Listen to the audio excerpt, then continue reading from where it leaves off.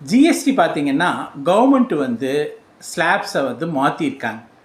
முதல்ல வந்து 5%, 12%, 18%, 28% இந்த 4 ஸ்லாப் இருந்தது.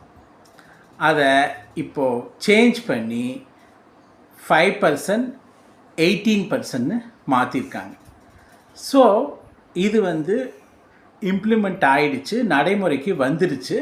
இப்போ பார்த்திங்கன்னா த மெஜாரிட்டி ஆஃப் த டெய்லியும் நம்ம யூஸ் பண்ணக்கூடிய பொருட்கள், டூத்பேஸ்ட் ஆகட்டும், சோப்ஸ் ஆகட்டும், அல்லது கார், ஏசி, இந்த மாதிரி ஐட்டங்கள் ஆகட்டும், இது எல்லாமே ஜிஎஸ்டி வந்து குறைச்சதால் விலை வந்து குறைவாகிருக்கு.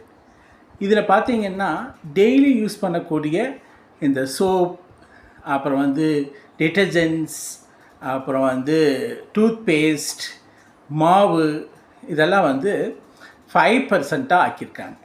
ஸோ இந்த 5% ஆனதுனால உங்களுக்கு கண்டிப்பாக 50லேருந்து 100 ரூபா வந்து ஒவ்வொன்றுலேருந்தும் குறையிறதுக்கு சான்சஸ் அதிகம்.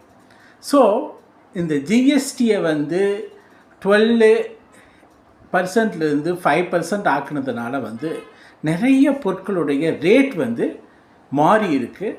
நீங்கள் எந்த பொருள் கடையில் வாங்குறதா இருந்தாலும் இந்த மேக்ஸிமம் ரீட்டைல் ப்ரைஸிலிருந்து ஜிஎஸ்டி வந்து குறைச்சிருக்கிறாங்களான்னு பார்த்து செக் பண்ணி வாங்குங்க. ஏன்னா கவர்மெண்ட் ஆல்ரெடி அது நடைமுறைப்படுத்திட்டாங்க. இப்போது 2 ஸ்லாப் தான், 5 அப்புறம் 18% தான், 12ம் 28யும் எடுத்துட்டாங்க. ஸோ இந்த 2% வந்து தான் வந்து இப்போ நடைமுறையில் இருக்குது. இந்த 5% வந்து பார்த்திங்கன்னா நம்ம டெய்லி யூஸ் பண்ணக்கூடிய பல பொருட்கள் இதில் வருது. ஸோ நீங்கள் பர்ச்சேஸ் பண்ணும்போது அந்த 5% ஜிஎஸ்டி தானான்னு செக் பண்ணி கரெக்டான ரேட்டான்னு பார்த்து வாங்குங்க. நன்றி.